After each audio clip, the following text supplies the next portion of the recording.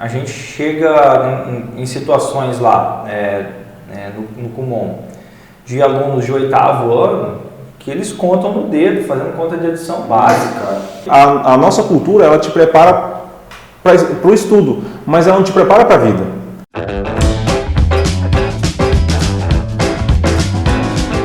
Café Brothers, App 9, Osmar Neto, boa noite. Álvaro Lança, boa noite. Thiago Tandoso, boa noite. Boa noite. E eu que vos falo, Eli Xandó. Boa noite. Nosso convidado de hoje, ele é empreendedor de uma das franquias mais renomadas na área do ensino, Kumon. É o esposo da Bárbara e o pai do Henrique, João Paulo Coutu. Seja muito bem-vindo aqui no Café Brothers. Obrigado, Xandó. Um prazer e um privilégio. Eu, principalmente, fico agradecido pelo privilégio de poder falar sobre educação, uma coisa que eu gosto, amo. Sou administrador de formação, mas de coração a gente é educador. E agora a gente também tem essa visão empreendedora também. E aí a gente vai tentar passar isso para quem estiver nos assistindo.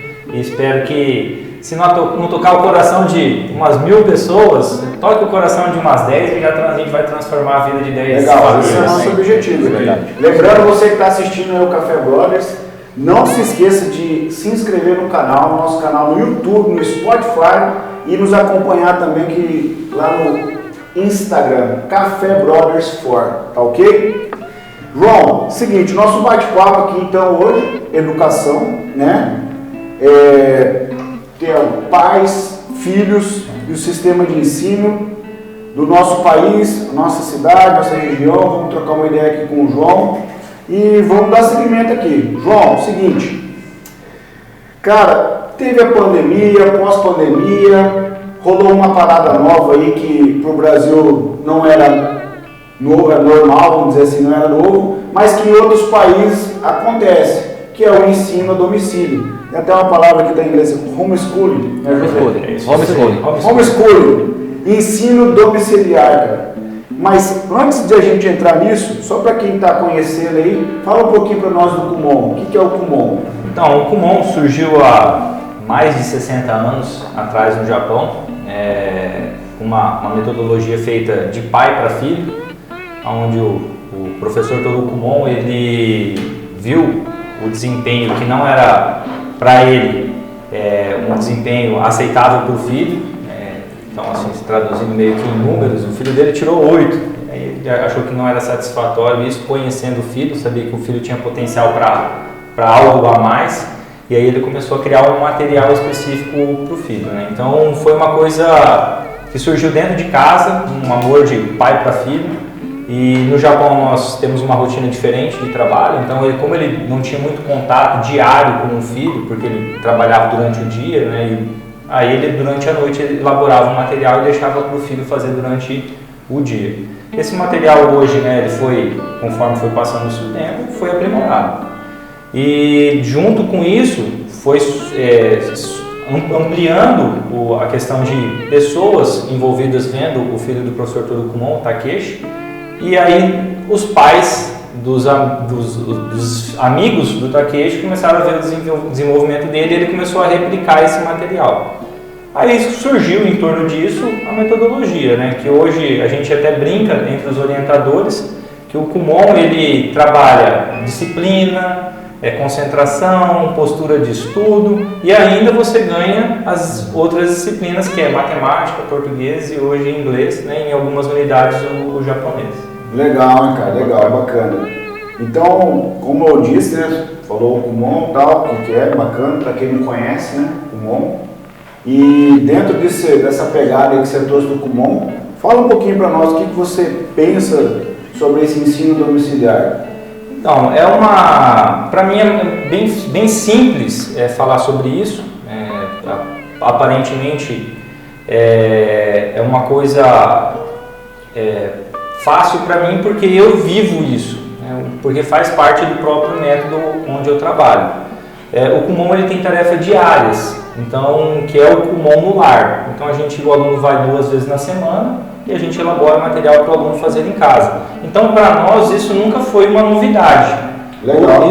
O que foi uma novidade, vamos dizer assim, para uma sociedade como um todo, para a gente não segmentar daí vamos dizer assim, para as pessoas que fazem Kumon, que não fazem Kumon, foi uma coisa muito nova, né? Porque geralmente o acesso à tecnologia que as crianças e os pais utilizavam era somente na sua grande maioria, era somente para entretenimento e não para buscar informação. Então isso teve que quebrar-se um pouco essa filosofia, né? Que o telefone, o computador, ele servia também de repente para uma forma de comunicação e uma interação entre professores, pais e alunos, né? Então no Kumon a gente trabalhava, vamos dizer assim, o presencial. Só que para nós a adaptação com relação ao atendimento remoto foi uma coisa muito tranquila, foi uma coisa muito natural. O que foi mais difícil foi a aceitação, não só pensando em alunos, né, da minha empresa, mas como também dos pais aceitarem esse tipo de atendimento por parte do sistema de ensino. Muitos pais não aceitaram. Porque não vai funcionar, ou porque nunca funcionou, mas de fato não funcionaria porque a forma que a pessoa enxergava aquela tecnologia não era voltada para aquilo. Então, muitos pais que eu observo conversando, né, no dia a dia, eu me envolvi, eu falei vai dar certo, e de fato deu certo. Para alguns pais, e a maioria às vezes não deu certo por falta de desconhecimento ou por falta de tentar fazer dar certo, né? Não vai dar certo e acaba já abandonando um pouco. O homeschooling ele é uma coisa um pouco diferente desse atendimento que a gente vê hoje, né? O homeschooling é uma vertente assim, o aluno ele não precisar, entre aspas, do sistema tradicional, ele não precisar ir para a escola para se desenvolver. No Brasil isso ainda não existe, né? Apesar, né, por lei ainda não existe. Apesar de já ter algumas situações, até recentemente a gente tem aluna que fez homeschooling e passou numa faculdade renomada e não pôde ingressar por conta de não ser autorizado pelo MEC esse tipo de atendimento. Então, assim, em outros países desenvolvidos existe já essa opção. Então, são coisas que o país já está preparado para isso. Já existe uma cultura de longo prazo que já foi se preparando. Agora, como que você vai introduzir esse sistema de ensino homeschooling para um país onde a internet ainda não chegou em todos os cantos, né? Não são todas as pessoas que têm poder econômico de pagar uma internet, porque daí a gente já tem que pensar não numa internet, né, como antigamente, aquela que era de escada, né? Se alguém quiser imitar o barulho, fique à vontade. É verdade isso aí, Thiago? É verdade. Hoje, na realidade, hoje o Brasil tem uma das melhores internets do mundo, né? Se você compara com países desenvolvidos, cara, o Brasil está batendo parede hoje, porque existe muito investimento privado em cima da internet. Só que o acesso ainda continua difícil, porque se você pegar e parafrasear os países desenvolvidos, por exemplo, o salário versus o preço da internet, o cara paga muito barato na internet. Então, você pega o salário mínimo no Brasil, tá no 1.100, eu acredito agora nesse momento, você pega uma internet hoje, dificilmente você vai achar uma internet que custa menos de R$100. Né? Então vamos usar como base R$100 e 1.100 do salário, é quase 10% do salário só para a internet. Então é muito difícil, cara. Por preço, e um outro ponto que o João trouxe que é muito importante é a capilaridade dessa internet. Né? Aqui, querendo ou não, a gente está num grande centro. Apesar da cidade ser pequena, a gente está envolto num lugar onde existe muito dinheiro rodando. Aqui é muito bom. Né? A gente é uma cidade pequena com coisa de cidade grande, vamos colocar assim. Agora você vai lá para o Amazonas, você vai para outros lugares aí que o acesso físico é difícil. O acesso de você chegar lá já é ruim. Né? Então imagina a internet, né? Infelizmente é uma realidade isso aí. Falou especialista em internet. Então assim, aí quando você pensa nesse tipo de tecnologia, tem muitas variáveis, né? Primeiro você tem que saber utilizar a tecnologia. Você tem que ter acesso à tecnologia, né? Você tem que ter essa tecnologia tem que ser de primeira linha, porque também não adianta que nem o professor está lá em São Paulo, com uma internet com uma velocidade absurda, com um equipamento próprio para isso, aí você está lá numa cidade de interior, com uma defasagem, um celular que às vezes não tem memória suficiente, então fica muito precário isso. E a gente tem que ter essa diferenciação com pós-pandemia e tudo mais, com essa questão de homeschooling, mas é uma coisa que a gente já pode começar a pensar, a gente pode acelerar esse processo. Porque o atendimento remoto não é a mesma coisa que o homeschooling, a gente tem que saber diferenciar. Então o sistema híbrido que hoje se fala, que é o atendimento hora presencial, né, hora de maneira remota, não tem nada a ver com o homeschooling. Uma coisa é uma coisa, outra coisa é outra coisa. Na escola que a minha filha estuda, ela tem essa opção. Ela pode ir 2, 3 vezes na semana ou faz remoto, né, em casa, né? Osmar Neto, o que você pensa aí sobre esse assunto aí que dá para dar um adendo aí do homeschooling? O homeschooling, pós-pandemia, ele veio, na verdade, sim, é um divisor, né? Por que eu falo isso aí? A nossa geração, né, hoje quem são os pais são pessoas que têm 25 anos, 30 anos. Esses são os novos pais. Esses novos pais pegaram uma geração que é onde você tinha que ir para a escola e você seguia todo um cronograma. Para a escola, para você ir para a universidade, para você se formar, para você arrumar um emprego, certo? Isso aí era um modelo que dava certo lá atrás. Hoje não funciona mais assim, né? Hoje o que acontece? Você estuda, você faz a faculdade, você sai de lá e você não tem um acesso a um emprego. É verdade. Gente, eu tô rindo, mas não é eu tô rindo porque, cara... O momento é outro. O que acontece? Esses pais mais antigos, ele acha que o sistema antigo funciona ainda. Então a grande, sei lá, dificuldade de implantar isso são pessoas que estão acostumadas com a coisa antiga, entendeu? Com o sistema antigo. Então assim, ela acha que não vai dar certo. Por quê? Deixa a criança na escola, a responsabilidade é da escola. E ela tem que assumir essa responsabilidade dentro de casa. Então isso é muito dos pais também. E antigamente não era assim. Ia para a escola, fazia o que tinha que fazer, estudava, se formava, arrumava um emprego. E outra, o título de formação era algo muito importante. Ah, com certeza. Hoje, tem muita gente que acha que é perca de tempo.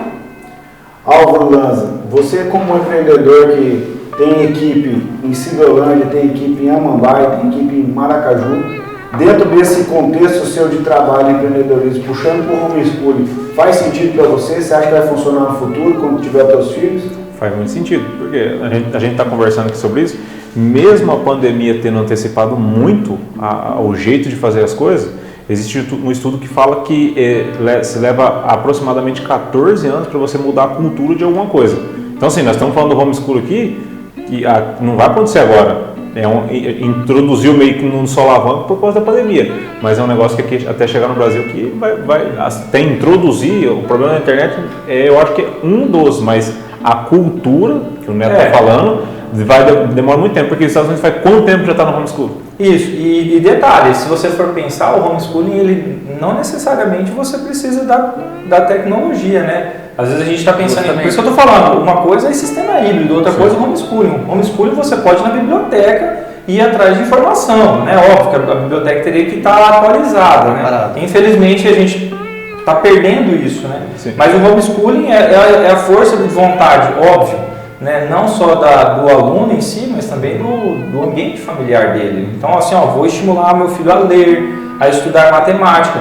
É um esforço que vai partir familiar, né? E de todos os envolvidos, né? Então, não necessariamente a internet se faz, né, necessária, mas ela talvez seja um facilitador hoje para o homeschooling. Então, por exemplo, você quer pesquisar ou você quer ler um livro, você não precisa ir na biblioteca.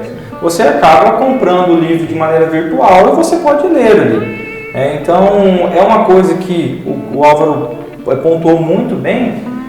Pelo menos começa a se falar isso no Brasil, pelo menos com a pandemia, porque até então não se falava. Não, com certeza, quem está acompanhando a gente aqui, cara, com certeza vai se surpreender com esse tema, com esse subtema aí, homeschooling. E a gente tem que entender que homeschool é totalmente diferente do que está acontecendo hoje, que está sendo a obrigatoriedade de fazer o ensino remoto, né? Não tem nada a ver uma coisa com a outra. E outra coisa que tem que ser levada em consideração, que é uma coisa que eu percebo muito nessa virada de chave forçada que a gente teve, né, é a questão que se nesse ensino remoto, porque na realidade o homeschooling ele seria um método completamente separado do que a gente vive hoje, né? Seria alguém responsável por ensinar em casa o filho ou a pessoa ali. Então, não teria, o homeschooling ele não tem esse aparato da escola, né? É responsabilidade única e exclusivamente dos pais e do aluno, né? Hoje, e aí qual o ponto que eu quero chegar? Será que o Brasil está preparado, ou vai estar preparado daqui 10 anos para o homeschooling? Porque você olha, e eu chamo a atenção nisso muito mais para os pais do que para os próprios alunos, porque, cara, entrou nesse método híbrido aí e o pai acha que o professor tem que se virar com o aluno. Lá, o professor não está nem tendo acesso de forma física com o aluno, está lá por uma webcam, está lá, e aí às vezes o professor está lá na webcam, os alunos estão tudo com a webcam fechada, entendeu? E aí tá lá, às vezes não está nem escutando a aula, só está lá para marcar presença, e o pai muitas vezes não está vendo isso. Então o homeschooling exige uma dedicação muito forte da família para o aluno se formar, para o aluno ter o desenvolvimento. Então a minha preocupação maior não seria nem o homeschooling, é até que ponto que a nossa cultura está preparada para o homeschooling existir. Mas eu vou te falar uma coisa, cara, o homeschooling dá certo. Sim. Eu fiz homeschooling.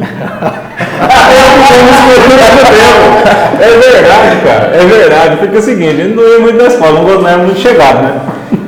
E, cara, não era muito chegado. E o seguinte, eu tinha incentivo da minha família. Porque é o seguinte, camarada. A mãe chegava em casa, você não foi na escola, não? A vizinha de muro, ela estudava junto comigo. Estudava comigo.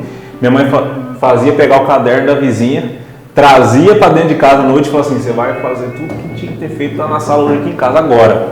Você já feito com o na minha cidade era 3 mil habitantes, mais escola tinha falado que era escola, mas tinha um projeto escolar. E aí tinha o incentivo da mãe: se você não fizer, o pau vai torar, irmão. A chinela vai cantar. Então assim, era um homeschooling com incentivo dos pais. Mas isso daí é importante você ter falado, porque se você às vezes não tivesse tido esse tipo de incentivo, isso para tudo, né? Que a gente estava conversando anteriormente, né? Cara, vocês gostam de musculação, cara, se não tiver alguém falando assim, vai, faz, você consegue. Às vezes você não aprende com relação assim, essa força de vontade que minha mãe gerou em mim, às vezes não serviu para, de repente, a escola, que é o seu caso, mas de repente serviu para você ser um empreendedor, de não desistir, de se esforçar. Não, eu vou fazer mesmo que eu não goste, mas aí serviu para, às vezes, outras coisas que a sua vida te proporcionou. Então, eu acho assim, né, pegando o que o Tamilson falou assim, cara, depende muito da família, o homeschooling. Na verdade, o home, né? 100%. Então, assim, home é lar, é diferente de house. Né? Então, assim, por isso que é homeschooling. Então, a parada assim, de você ser abraçado dentro de casa para o desenvolvimento escolar, educacional.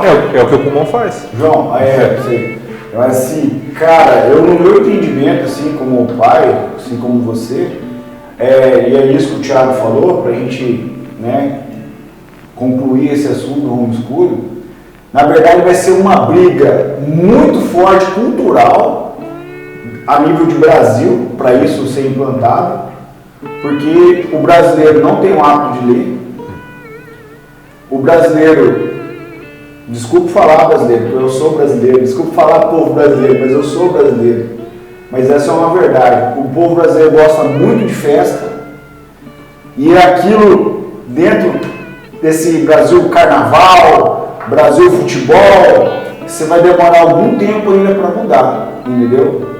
E para concluir esse assunto, a pandemia ela chegou, ela quebrou essa parada aí, de carnaval e futebol, porque não teve mais, entendeu? Então, algumas paradas aí que o brasileiro gostava e eram as suas prioridades, o povo brasileiro que eu tô falando, ela mudou, porque o cara vai ter que, tipo assim, a água bateu na bunda de todo mundo. E dentro dessa água bateu na bunda de todo mundo aí, que teve que se virar e tal.